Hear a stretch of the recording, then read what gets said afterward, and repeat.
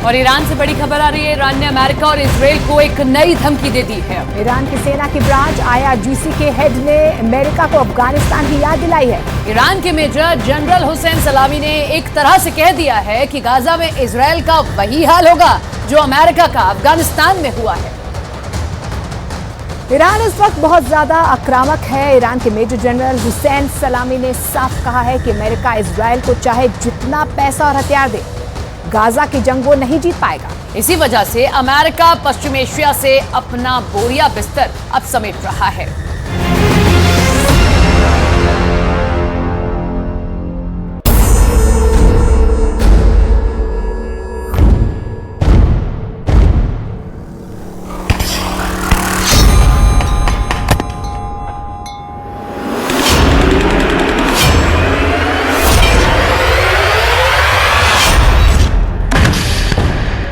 Iran के war game का पूरा प्लान सामने आ गया है।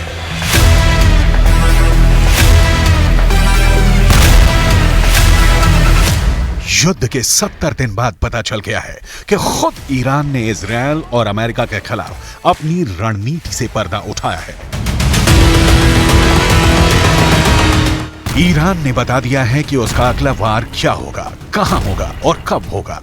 ईरान ये तो पहले ही कह चुका है कि पश्चिम एशिया में बहुत बड़ा धमाका होने वाला है। ऐसा धमाका जो कयामत ला देगा, जो सब कुछ मिट्टी में मिला देगा, जिसे ना इजराइल रोक पाएगा ना अमेरिका।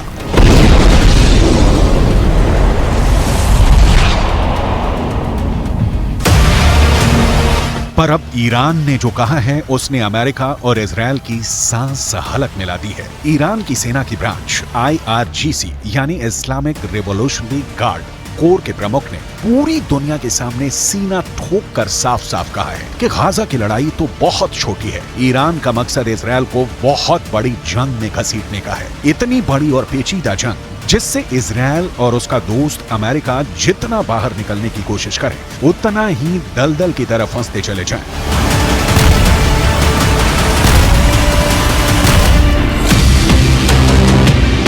ईरान के इस वॉर गेम में तो गाजा बस एक शुरुआती पॉइंट है। ईरान की साजिशों का जाल गाजा से शुरू होकर इजराइल के पड़ोसी देशों लेबनान, सीरिया, इराक और इजराइल के दक्षिण में मीलों दूर बसे यमन तक फैला हुआ है। ईरान गाजा में तो हमास के पीछे खड़ा ही है, वो लेबनान में चरमपंथी संगठन हिजबुल्लाह से भी इजराइल पर हमला करवा रहा है। और इजराइल के दूसरे पड़ोसी देश सीरिया में तो खुद ईरान मौजूद है। उसने वहां से इजराइल को घेर रखा है। सीरिया और इजराइल के बीच भी आए दिन हवाई हमलों की खबरें आ रही हैं। और कुछ वक्त पहले इस लड़ाई में ताजा एंट्री हुई है यमन के हूथी विद्रोहियों की। अमेरिका ने अपने एयरक्राफ्ट कैरियर, लड़ाकू विमान और मिसाइल डिफेंस सिस्टम पश्चिम एशिया में तैनात किए, तो ईरान ने यमन में अपने समर्थन वाले हूथी विद्रोहियों को इजराइल के पीछे छोड़ दिया। हूथी विद्रोही फिलिस्तीनियों का साथ देने के नाम पर इजराइल पर मिसाइल छोड़े जा रहे हैं। हूथी विद्रोहियों ने तो यमन के बगल में मौजूद लाल सागर को भी जंग का अखाड़ा बना दिया है। वो वहां से गुजरने वाले हर जहाज पर हमले कर रहे हैं।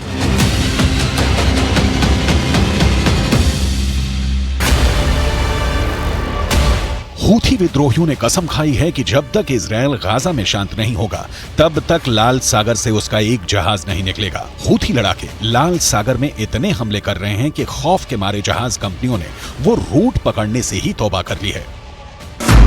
इस वजह से एशिया से यूरोप और यूरोप से एशिया जाने वाले पानी के जहाजों को पूरे के पूरे अफ्रीकी महाद्वीप का लंबा चौड़ा चक्कर लगाना पड़ रहा है, जिससे सफर महंगा हो रहा है और पूरी दुनिया पर उसका असर पड़ने लगा है। इसलिए अमेरिका और ब्रिटेन जैसे उसके दोस्तों को लाल सागर की पहरेदारी करनी पड़ रही है। हूथी विद्रोहियों से लड़ने के लिए उन्हें अपने जंगी जहाज समंदर में उतारने पड़े हैं। और एक दिन पहले तो हूथी विद्रोहियों ने ड्रोन से ऐसे ताबड़तोड़ हमले किए कि अमेरिका और ब्रिटेन ने लाल सागर में 15 ड्रोन मार गिराए। तो क्या ईरान की चाल में फंस गए हैं अमेरिका और इजराइल? अमेरिका और इजराइल अपने ताकतवर हथियारों और पैसे के दम पर गाजा की जंग लड़ रहे हैं, मगर ईरान की IRGC के हेड मेजर जनरल हुसैन सलामी ने दो टूक कहा कि पश्चिम एशिया की जंग न पैसों से जीती जा सकती है न हथियारों से। उन्होंने अमेरिका पर बेहद तीखा वार किया और पूछा कि क्या अफगानिस्तान पर कब्जा अमेरिका को जीत दिला पाएगा, क्या अमेरिका इराक में टिक पाएगा, क्या अमेरिका सीरिया में जीत पाया, या उसने वहां सिर्फ पैसा पानी की तरह बहाया। क्या अमेरिका करोड़ों डॉलर खर्च करके लेबनान या यमन में कुछ हासिल कर पाया, या फिर उसे हार कर मैदान छोड़ना पड़ा। ईरान के मेजर जनरल ने अमेरिका पर जो सवाल उठाए वो अहम है। अफगानिस्तान उसका सबसे ताजा उदाहरण है। अमेरिका ने वहां 20 साल तक अपनी सबसे लंबी जंग लड़ी, मगर 2 दशकों में भी वो वहां से तालिबान का सफाया नहीं कर पाया। तो क्या ईरान अमेरिका के अफगानिस्तान वाली गलती को उसके और इजरायल के खिलाफ अपना हथियार बनाना चाहता है? क्या गाजा को इजरायल के लिए अफगानिस्तान बना देगा ईरान?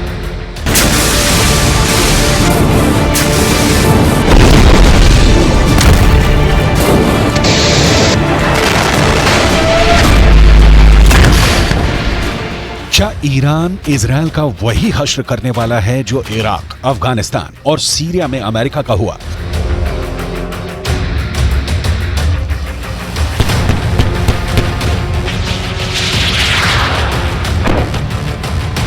ये सवाल इसलिए क्योंकि जिस दूसरे विश्व युद्ध के बाद अमेरिका सुपर पावर बनकर उभरा, उसके बाद वो मुश्किल से ही कोई अहम जंग जीता है। अमेरिका के साथ मुश्किल ये है कि वो एक साथ दुनिया के अलग अलग कोनों में कई मोर्चों पर लड़ रहा है।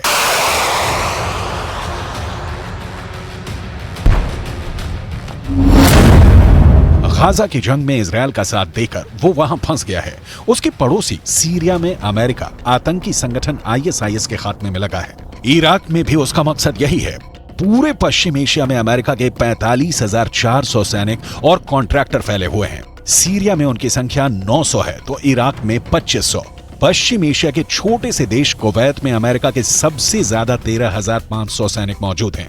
अमेरिका 1991 से ही वहां है। वहीं बहरीन में 9,000, कतर में 8,000, UAE में 3,500, ओमान में 200, तो अपने पुराने साथी सऊदी अरब में अमेरिका ने 2,700 जवान उतारे हुए हैं।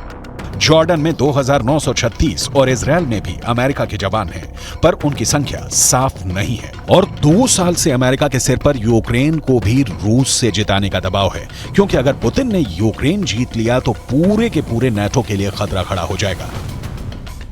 अमेरिका का कोई एक दुश्मन नहीं है, उसके कई दुश्मन हैं। ईरान से लेकर रूस और चीन तक से अमेरिका की रंजिश है। यही वजह है कि अमेरिका एक साथ कई फ्रंट पर उलझा हुआ है और उस पर अचानक शुरू हुए गाजा के युद्ध ने उसकी मुश्किल बढ़ा दी है। अमेरिका के पास भले ही ताकतवर सेना है, एक से बढ़कर एक घातक हथियार है, परमाणु बम तक है, मगर जंग लड़ने के लिए जो वक्त चाहिए बस वो ही अमेरिका के पास नहीं है। पर हमास के पास वक्त ही वक्त है। उसके लिए ये जीने मरने का सवाल है। उसे बस लड़ना है, फिर चाहे जंग बरसों तक चले। 2 महीने तो बीत ही चुके हैं, लेकिन अमेरिका को जल्द से जल्द गाजा से निकलकर दूसरी जगह अपने दुश्मन का काम तमाम करने जाना है। इसी वजह से कुछ दिनों से अमेरिका और इजरायल की मीडिया में खबर चल रही है कि अमेरिका ने इजरायल को इस महीने के आखिरी तक जंग खत्म करने की डेडलाइन दे दी है। अमेरिका के इस कमजोरी से ईरान अच्छी तरह वाकिफ है और इसी बात का फायदा उठाकर वो गाजा में अमेरिका को फंसाना चाहता है।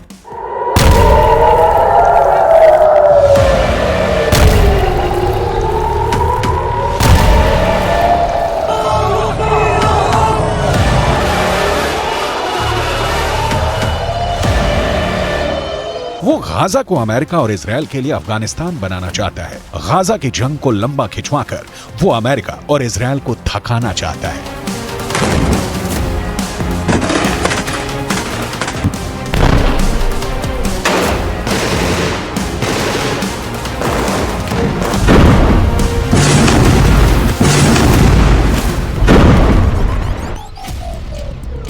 ईरान के पीछे रूस और चीन जैसे अमेरिका के जानी दुश्मन भी खड़े हैं, जिनके पास परमाणु हथियारों का जखीरा है। रूस के पास दुनिया में सबसे ज्यादा परमाणु बम है। उसके परमाणु बमों की संख्या 5,889 है। यह आंकड़ा अमेरिका के परमाणु हथियारों से भी ज्यादा है। अमेरिका के पास 5,224 परमाणु बम है और उसके साथ ही इजरायल के पास महज 90। वहीं रूस के साथ ही चीन के पास 410 परमाणु बम हैं और संयुक्त राष्ट्र की न्यूक्लियर एजेंसी IAEA आशंका जता चुकी है कि ईरान इतना यूरेनियम जुटा चुका है कि सिर्फ 12 दिन में परमाणु बम बना सकता है।